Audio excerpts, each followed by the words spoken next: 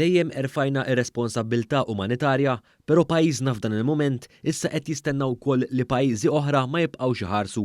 Hekk iddikjara l-Prim Ministru Robert Abela t-Tlieta filgħaxija waqt il-programm Realtà.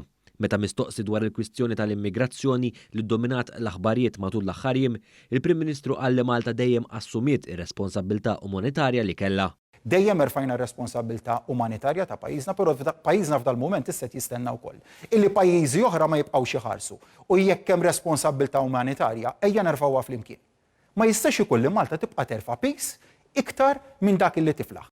Dwar dan il-Prim Ministru qal li jistenna iktar għajnuna konkreta mill-Unjoni Ewropea. Qed nistenna għajnuna konkreta mill-Unjoni Ewropea. Iva qed nistenna għajnuna konkreta. Dan fid-dawl li bħalissa fuq xtut Libjani hemm madwar 700,000 persuna li lesti jagħmlu traġitt lejn Malta u Lampedusa.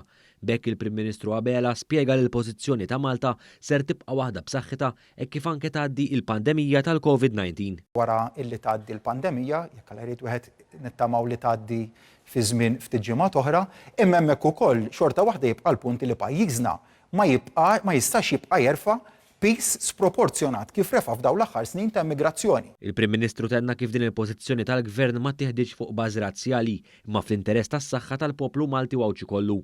Intant dwar is-sitwazzjoni ekonomika f'pajjiżna, il-Prim Ministru qal li grazzi għal pakketti li introduċa l-Gvern ġie kontrollat il-qatt f'pajjiżna. ċertifikat ta' tulna l-Kamra tal-Kummerċ fejn qaltilna illi l-qatt f'pajjiżna fil-waqt illi wieħed kienet jistenna li minħabba din is-sitwazzjoni ikun ta' portata daqstant minħabba dak il-pakkett finanzjarju b'saħħtu li nedejna, ir-rata ta' qatt f'pajjiżna rnexxinna nikkontjenuha b'suċċess kbir. Il-Prim Ministru Abela spjega wkoll kif il-kontroll totali mill-awtoritajiet fuq l-impatt ta' din il-pandemija f'pajjiżna huwa grazzi għal mod proattiv ta' kif mexa dan il-Gvern.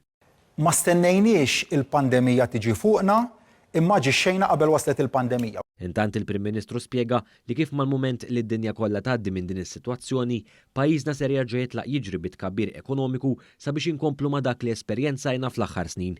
Ix-xogħol irid jibqa' għaddej, ħanħarsu l-qudiem lejn żvilupp ekonomiku, progress ekonomiku, daqskemm kellna qabel jekk mhux iżjed. Il-Prim Ministru spjega wkoll kif minkejja din is-sitwazzjoni straordinarja f'pajjiżna, dan il-Gvern kompla jikkonferma kemm huwa impenjat li jżomm is-salta ta' dritt f'pajjiżna.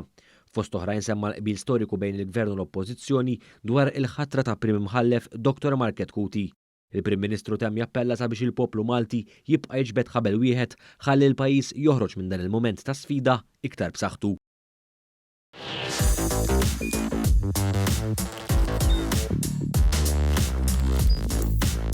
Idħol fuq one.com.mt u hemmhekk tista' tara l-programmi kollha li jxandru fuq One permezz ta' One Play.